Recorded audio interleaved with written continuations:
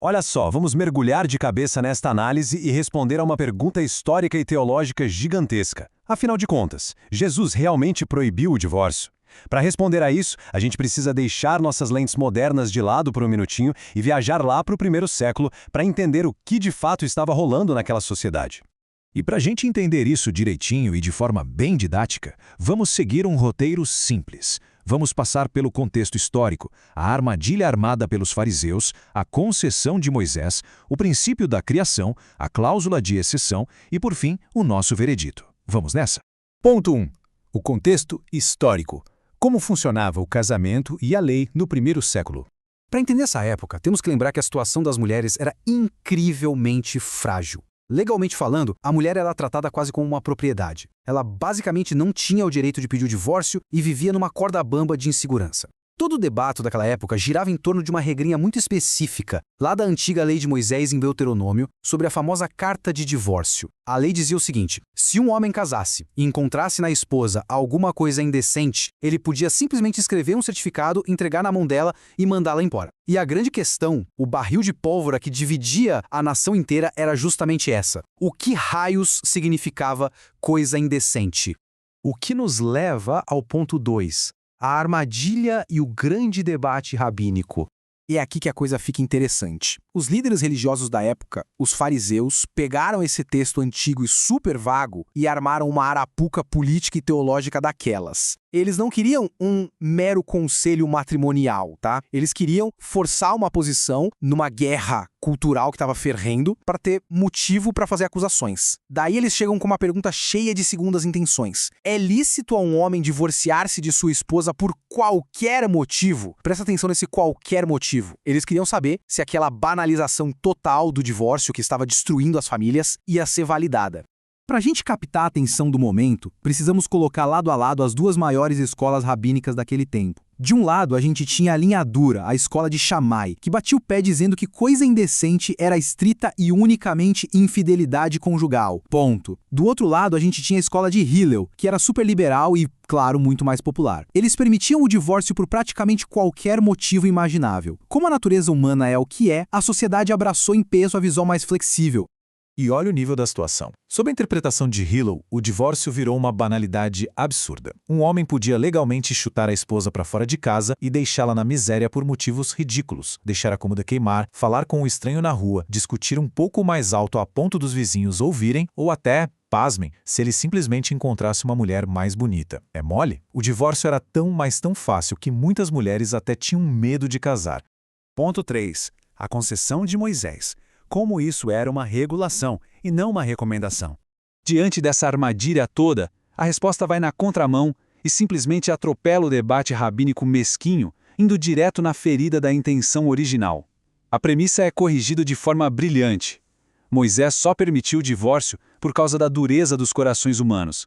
Ou seja, aquela carta de divórcio nunca, em momento algum, foi um mandamento divino ou um ideal de vida. Foi uma concessão misericordiosa para as nossas falhas. Numa sociedade caótica, exigir um documento legal servia para proteger as mulheres descartadas, dando a elas a chance de recomeçar a vida de forma legal, impedindo que fossem jogadas na rua sem amparo nenhum. Era uma forma de regular a bagunça humana, não um conselho a ser seguido. Isso nos leva ao ponto 4, o princípio da criação, voltando lá para o livro de Gênesis.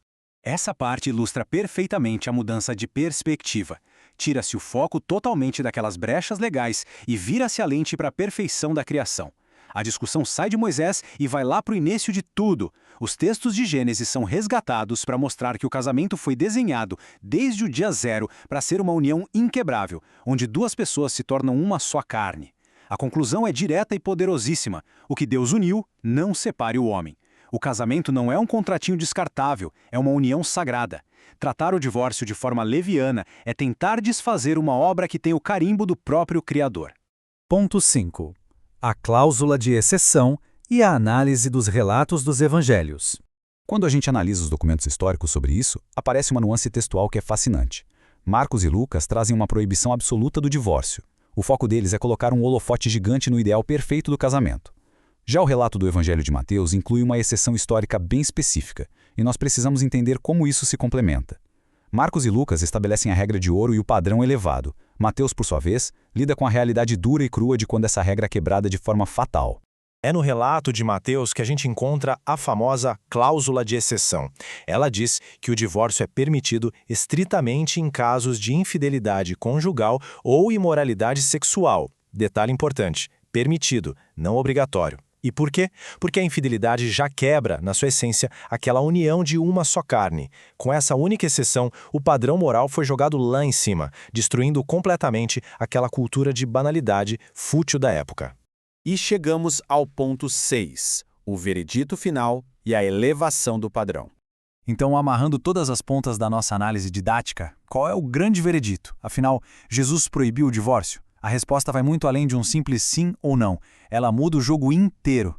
A conclusão é que a banalidade do primeiro século tomou um cartão vermelho direto. O casamento foi reafirmado no seu lugar de ideal permanente e unificador.